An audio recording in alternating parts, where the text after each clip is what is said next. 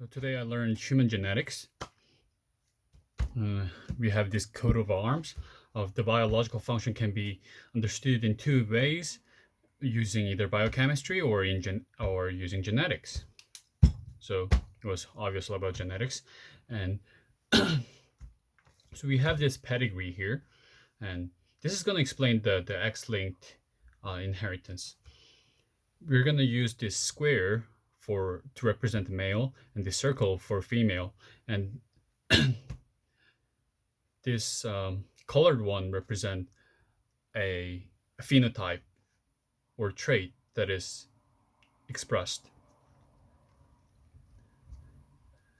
So we have this mutant over Y chromosome, and we have this female that's just wild type for both X chromosomes. And when they have an offspring, we might have a male that is obviously not a carrier due to because the son always have to get a Y chromosome from the dad, and then you cannot get mutant from him. So, but the female one is a mutant carrier, though since it's recessive, it doesn't show such trait. And when it gives an offspring with a non-carrier male, they may get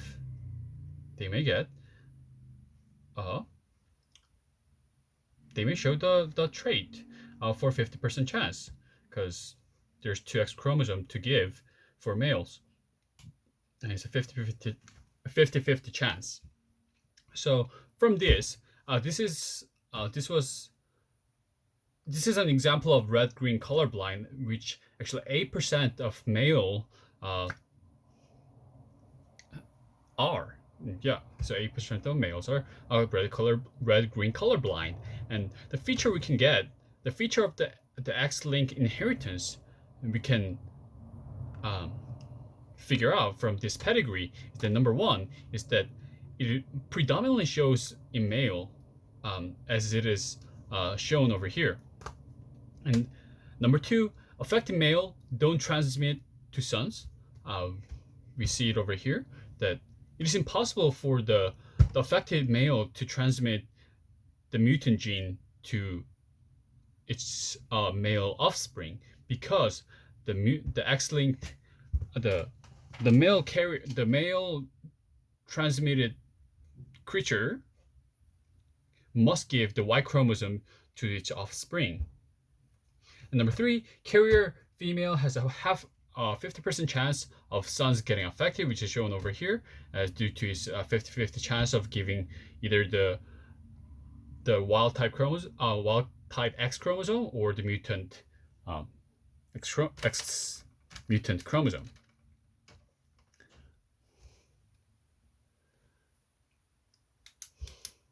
And for female, since we know that there's 8% of male red color blind, we can derive how much of a female carrier there are, or how many of female carrier there are.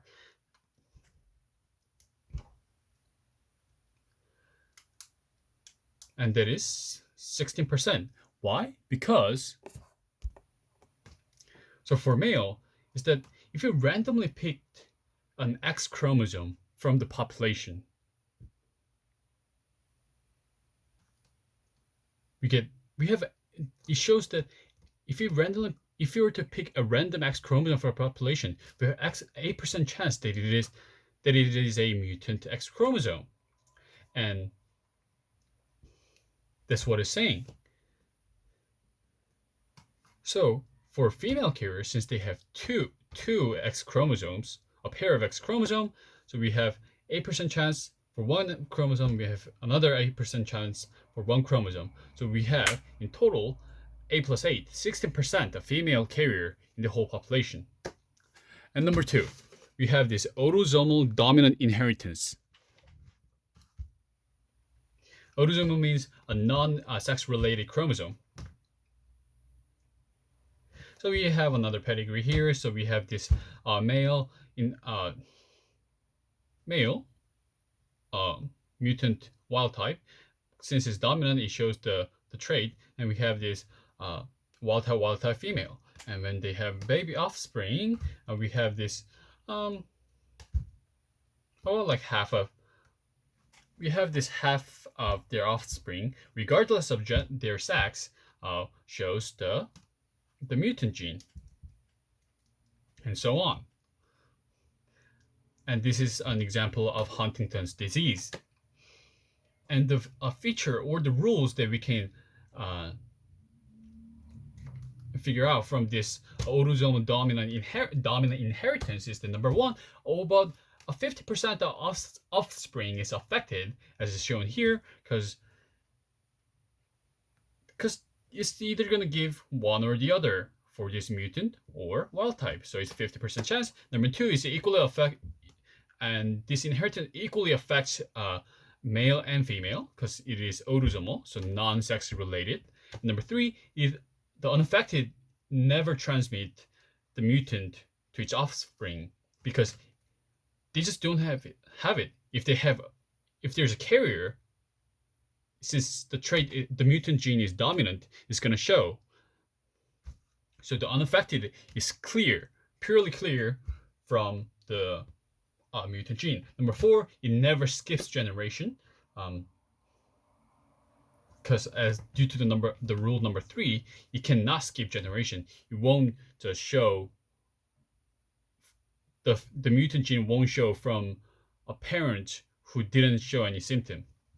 Number five, homozygous, so the mutant over mutant would 100% with 100% chance affect offspring. And now we have this population genetics that will show how many people have certain genes. So we have this standard 2x2 wild type mutant table, and we're gonna say Q for the genetic frequency or the percentage of people that has this gene, this mutant gene, and P is the percentage of people who doesn't have such mutant gene, which is defined by 1 minus Q. So for this specific disease called familial hypercholesterolemia, or in short FH, is just a family inherited high cholesterol. So for this FH, we say there's about one out of 500 people that has this FH. So we have this coming back to this table. We have this when we just multiply them as usual, we can calculate our percentage of how many people have certain genes in the population. So we have this P squared, PQ, and then we have this Q squared. And since this is a autosomal dominant, so these three will show the symptom. So 2PQ plus Q squared. But since Q squared is 1 over 500 times 1 over 500 will be negligible because it's really small. This P is close to 100, like 100%, so it's like about 1. So we're about left with 2Q, which is 2Q. Yeah.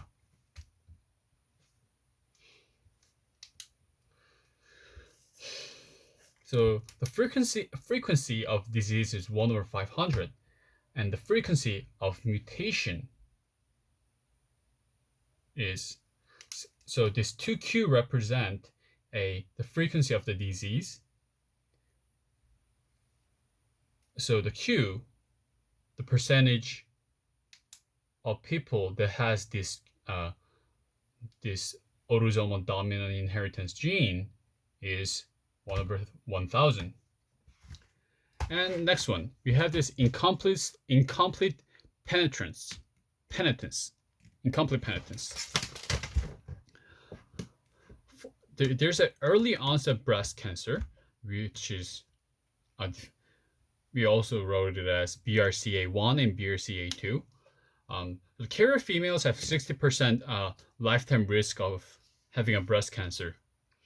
And carrier male also have a risk, though it's smaller. So it shows that not all carriers get the disease. And so it's just determined by chance. So it may go through, it may not, and we don't know. So it's an incomplete. So incomplete penitence. That's what it's called. And for this male part, despite having the same gene of the early onset breast cancer, due to the difference in anatomy, carrier males have a lower risk, and we call this a sex limitation. Number 3, we have this autosomal recessive inheritance. So we have this mutant over mutant wild type and mutant wild type, and we have this pedigree of 1/4 of the kids are affected. And this is the case for cystic fibrosis, where 1 out of 2,000 people has this disease. And the rules here is that it's not this autosomal recessive inheritance is not present in every generation, as it is recessive, and the parents of affected usually are not affected because it's recessive. So we can all calculate again the population genetics. So we have the wild type, mutant, and plus, mutant, and mutant. Where since it's recessive, only this mutant would show the trait. And we can calculate the frequency of this by using the PQ again, where Q is we represent a percentage of the mutant gene, and the P represents the wild type gene. And we have this P squared, PQ, and Q squared, and the Q squared would be the only one that's affected. And Q squared is, since Q squared was 1/2000, as I've represented as is shown over here, since Q is 1/2000, Q, the percentage of people in the population that has the mutant gene, is 1/2 square root of 2k, is approximately 1/44 to 45. And since this mutant gene has to be in the chromosome number 7,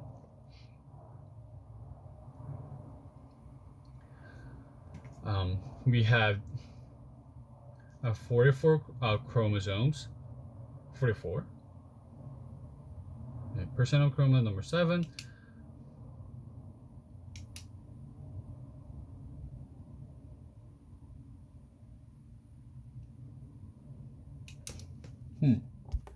Okay, I made a mistake. So the Q represents a chance that random chromosome would carry the cystic fibrosis gene. And coming back,